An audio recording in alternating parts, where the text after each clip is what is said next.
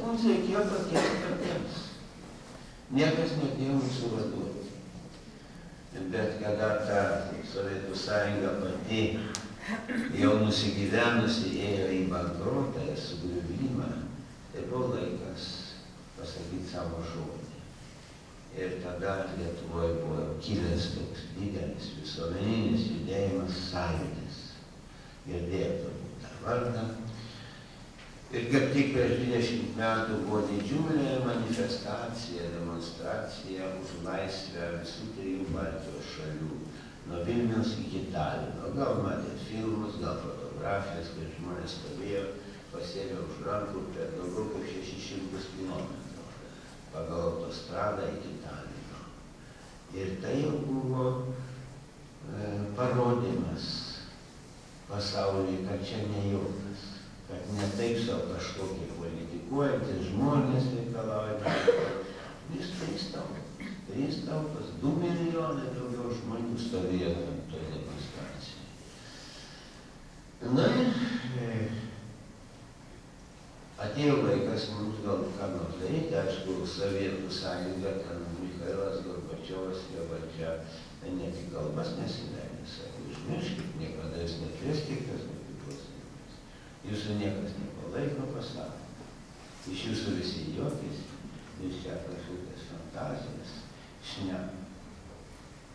Mums netrodė fantazijas, bet mes neturėjom kito kelio, bet tik vieną, ne be revoliucijos, bet per demokratiją. Surengti rinkimus Lietuvoje į tikrą Lietuvos parlamentą.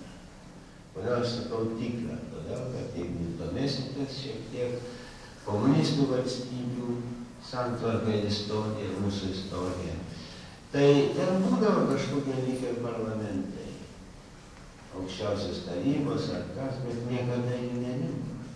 Vadindavo rinkimais ir tu turėjai ateiti ir įmesti popieriuką, kur tik viena pavardė.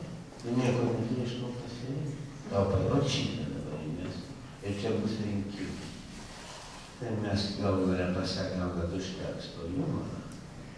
Turi būti tikri rinkimai. Turi būti iš ko pasirenka žmonės.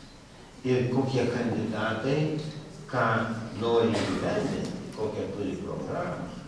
Tai Sąjūdžio programa buvo atkurti nepriklausomybę. Ir žmonės už mus balsavo. Mes gavom didelę daugumą, kai buvo išrinkta Lietuvos tas tikras parlamentas. Ir mes paskelbėm, kad atkuriam Lietuvos nepriklausomybę. Iš tikrųjų, buvo panašiai kaip su vasario 16, tik tai daug labiau pasidarė pasaulyje žinoma. Nes Lietuva kaip ir metė tokį iššūkį, challenge, žinai, Maskvai. O paskelbėm nepriklausomybę, darykit su mumis ką nori.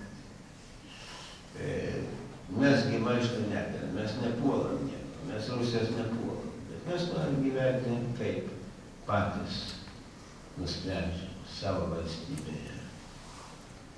Na, pusantrų metų vyko toks nervų karas, blokada, mums nutraukė dujas, nutraukė naftą, nutraukė žaliavas mūsų fabrikams, kad ekonomika žlugtų ir kad žmonės pradėtų pykti, o kam čia ta nepriklausomybė, o dabar sustojo fabrikai, darbo nėra, visiems blogai. Norėjo šitai, bet žmonės nepasiūlė. Mes atlaikėm tą blokadą ir paskui atlaikėm, kada jau pasiuntė kariuomenę, kai Vilniuje sausio mėnesį žudė žmonės, ginančius televiziją, kada nors, jeigu nesat matę, tai pamatysite tų filmų arba istorijos vadovėliuose. Ir Lietuva apsigynė ir dar sykį save atkūrė. Tai matot, kaip eina ta mūsų istorija tokia, lyg ir yra Lietuva ir jau ją nori suvalgyti, sunaikinti, išnykti. Ir vėl atsikelia, ir vėl nesuvalgo, ir vėl atsikelia. Tai tokia keista šalis, ne? Keisti žmonės, kurie nori gyventi.